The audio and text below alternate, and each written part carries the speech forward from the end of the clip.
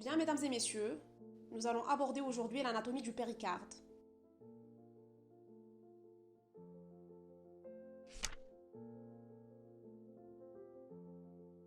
Pour l'exécution de cela, nous allons premièrement énumérer quelques généralités au sujet de cette enveloppe cardiaque, formée d'une séreuse interne et d'un sac fibreux péricardique externe. Par la suite, on mettra le point sur les multiples structures ligamentaires permettant la fixation et la stabilisation de cette double membrane cardiaque et subséquemment la solidification de ses rapports avec les organes de voisinage. Et pour terminer, on va citer l'ensemble des éléments vasculo-nerveux permettant la vascularisation et l'innervation du péricarde.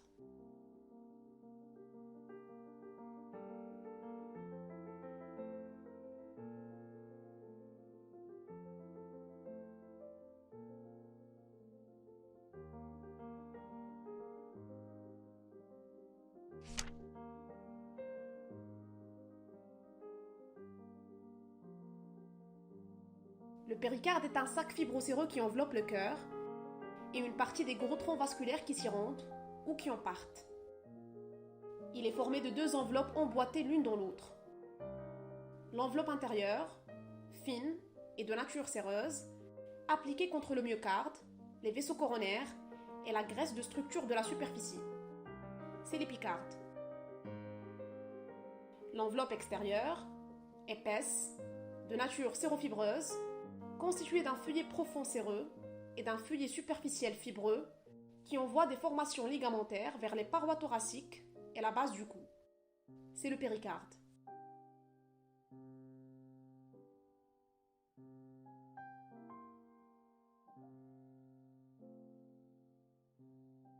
Le sac fibreux du péricarde se présente à la vue par sa face antérieure et ses faces latérales dans le médiastin antéro-inférieur. C'est une enveloppe qui prend un aspect nacré quand on la dissèque et qui va venir former une membrane qui se fixe sur les gros vaisseaux de la base du cœur. D'ailleurs, à ce niveau-là, on peut apercevoir clairement le relief de l'artère pulmonaire et celui de la crosse aortique. Elle va venir ensuite cloisonner et recouvrir l'ensemble du cœur.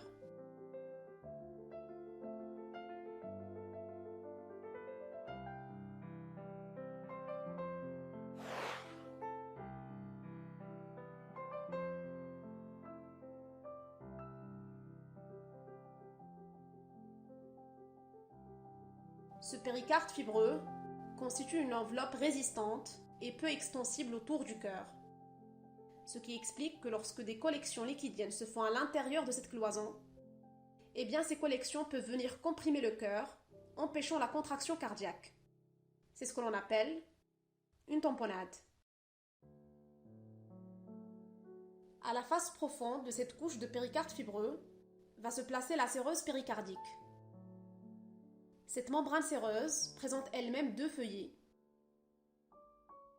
Vous avez tout d'abord un feuillet viscéral, c'est le feuillet viscéral du péricarde ou épicarde, qui va venir recouvrir et se mettre au contact du myocarde. La face profonde du péricarde fibreux va être recouverte par la lame pariétale de la séreuse péricardique. Entre ces deux feuillets va se constituer une cavité virtuelle qui est remplie d'une fine lame de liquide péricardique et qui va constituer un espace de glissement permettant les mouvements du cœur lors de la contraction cardiaque. Le péricarde séreux peut être l'objet d'une inflammation, la péricardite. Celle-ci peut occasionner un épanchement dont l'abondance peut entraîner des troubles hémodynamiques cardiaques graves. Alors ça, c'est une disposition un peu théorique du péricarde. Sauf que le cœur ne se dispose pas dans un seul plan. Il est en réalité contourné. Et donc, dans la configuration normale du médiastin, eh bien, le péricarde va présenter une cavité principale et va présenter également des récessus, c'est-à-dire des poches qui vont être cloisonnées par les vaisseaux qui vont vers le cœur.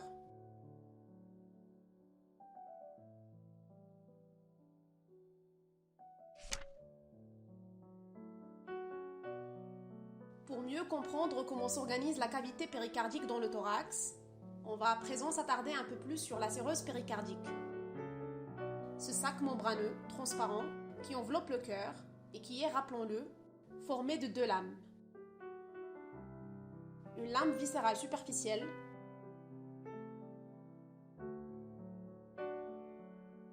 contournée par la lame pariétale.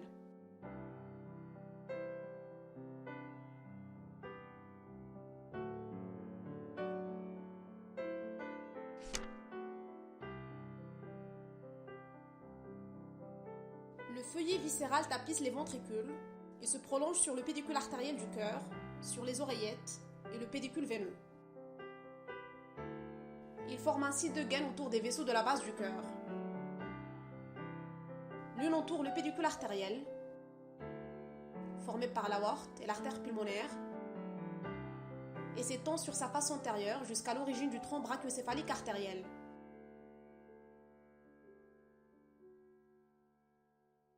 L'autre gaine, très irrégulière, entoure le pédicule veineux, constitué par les veines caves supérieures et inférieures et les veines pulmonaires, en formant entre les différents vaisseaux qui constituent ce pédicule des cul-de-sac ou sinus.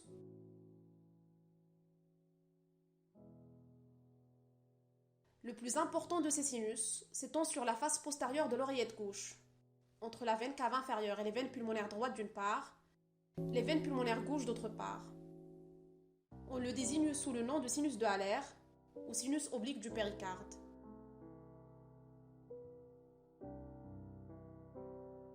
Entre les deux gaines, la cavité séreuse s'étend en formant un canal qui permet au doigt introduit dans la cavité péricardique de contourner en arrière le pédicule artériel.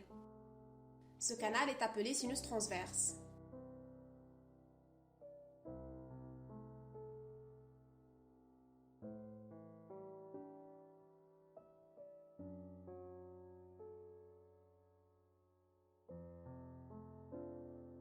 Le sinus transverse est limité en avant par la face postérieure du pédicule artériel,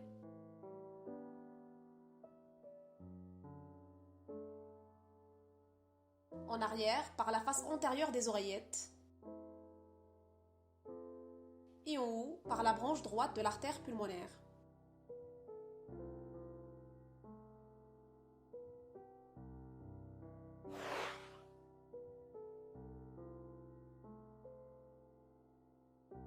Sur cette vue antérieure du cœur, après ouverture de la cavité péricardique, on peut apercevoir d'une manière schématique l'index du chirurgien passant à travers le sinus transverse du péricarde.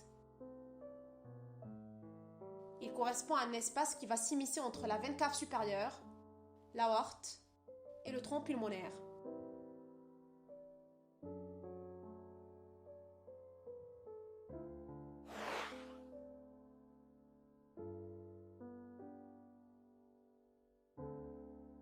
Ce passage arciforme et étroit unit les régions droite et gauche de la cavité péricardique à travers les pédicules artériels et les veines du cœur. Il est limité en avant par l'aorte ascendante et le tronc pulmonaire.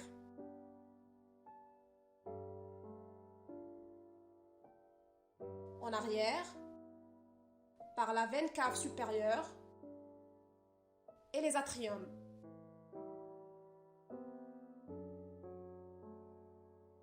Et en haut, par l'artère pulmonaire droite. Le sinus transverse présente à décrire deux orifices. Un orifice droit, limité par la veine cave supérieure, par l'aorte ascendante et par l'auricule droite.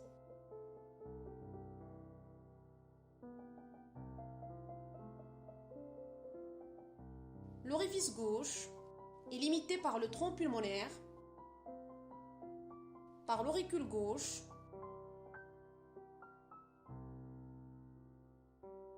par l'atrium gauche et par le pli de la veine cave gauche.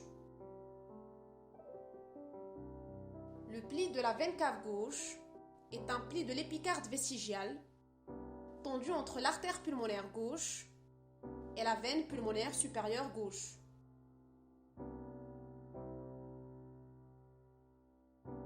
Il sépare le récessus pulmonaire de l'orifice gauche du sinus transverse. Ce récessus est situé au-dessus du récessus interpulmonaire gauche et du tronc pulmonaire.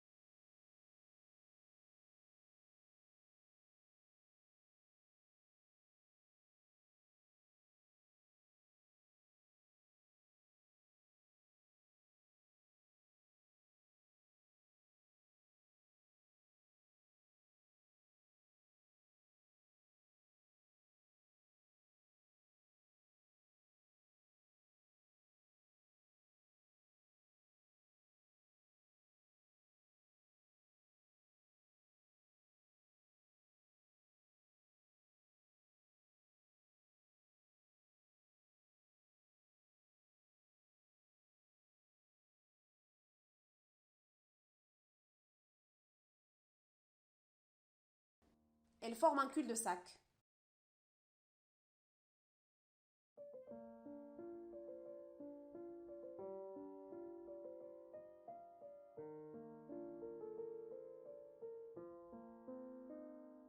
Le sinus oblique du péricarde.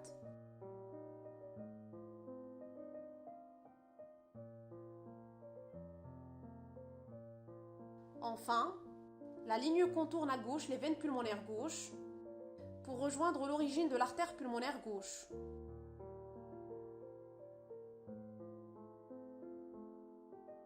Entre les veines pulmonaires gauche et les veines pulmonaires droites, le péricarde forme respectivement les récessus interpulmonaires gauche et droit.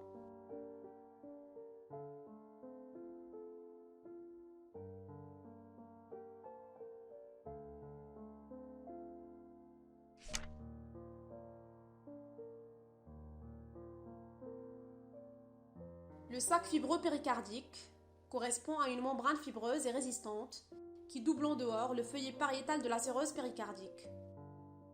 Il se continue avec l'adventice des gros vaisseaux afférents et efférents du cœur et il est recouvert de franges graisseuses. En avant, il répond au plastron sternocostal dont le sépare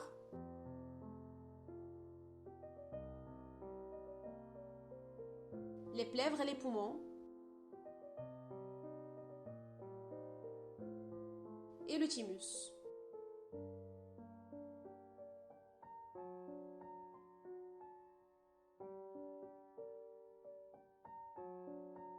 En haut, au niveau de la ligne de réflexion de la séreuse péricardique, le sac fibreux se sépare du feuillet pariétal de la séreuse et se prolonge à la surface des gros vaisseaux, se confondant avec leur tunique externe. On distingue l'aorte ascendante et la crosse aortique, la veine cave supérieure et le tronc de l'artère pulmonaire.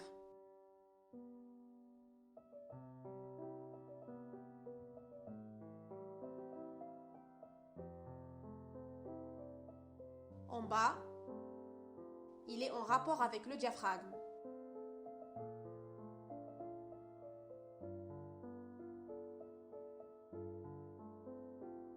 Sur les côtés, le péricarde fibreux entre en contact avec les nerfs vagues et les plèvres médiastinales dont il est séparé de chaque côté par le nerf phrénique, accompagné des vaisseaux diaphragmatiques supérieurs.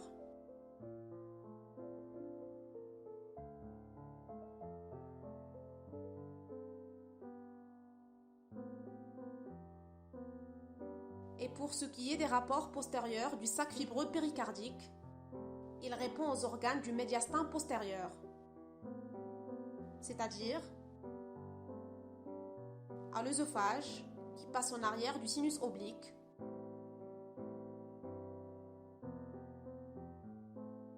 à l'aorte thoracique descendante,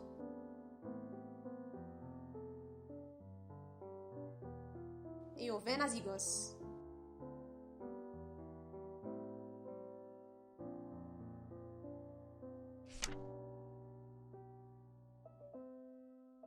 Le péricarde est relié aux pièces squelettiques et aux organes voisins par des formations fibreuses appelées ligaments. On distingue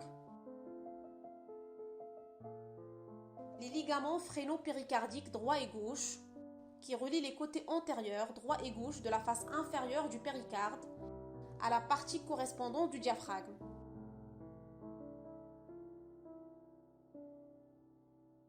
Le ligament sterno-péricardique supérieur qui s'étend de la face postérieure du sternum à la face antérieure du péricarde.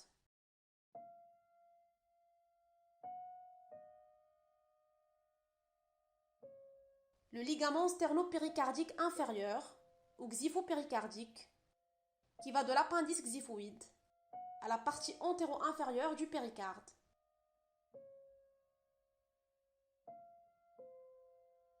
Les ligaments vertébro-péricardiques sont des faisceaux de renforcement des cloisons sagittales.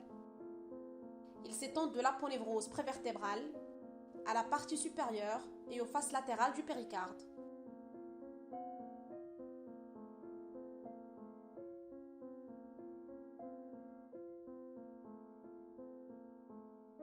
Et enfin, les ligaments trachéo-œsophago-péricardiques s'étendent de la trachée, des branches et de la face antérieure de l'œsophage aux parties voisines du péricarde.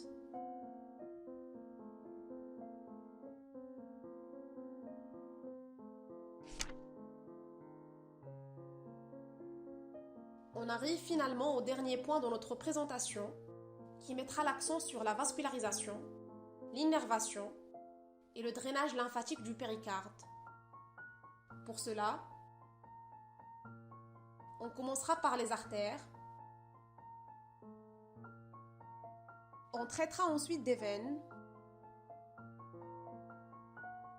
et des vaisseaux lymphatiques. Et on terminera par l'innervation du péricarde.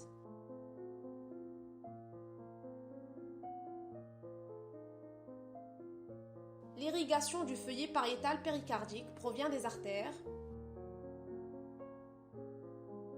diaphragmatique supérieure,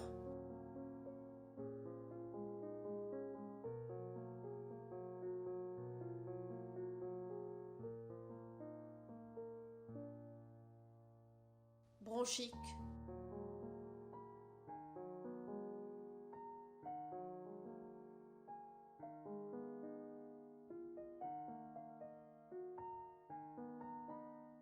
œsophagienne,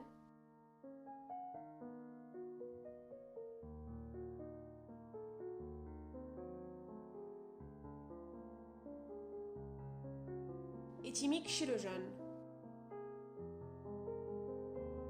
La vascularisation du feuillet viscéral est assurée par les artères coronaires.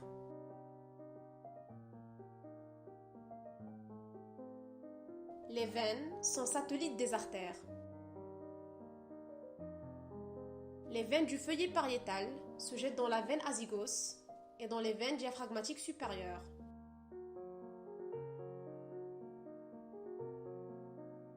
Le péricarde pariétal est innervé par des branches des nerfs phréniques, vagues,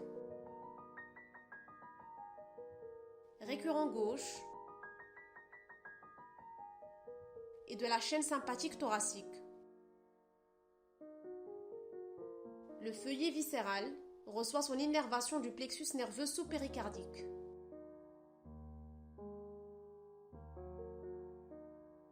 Le drainage lymphatique du péricarde se fait vers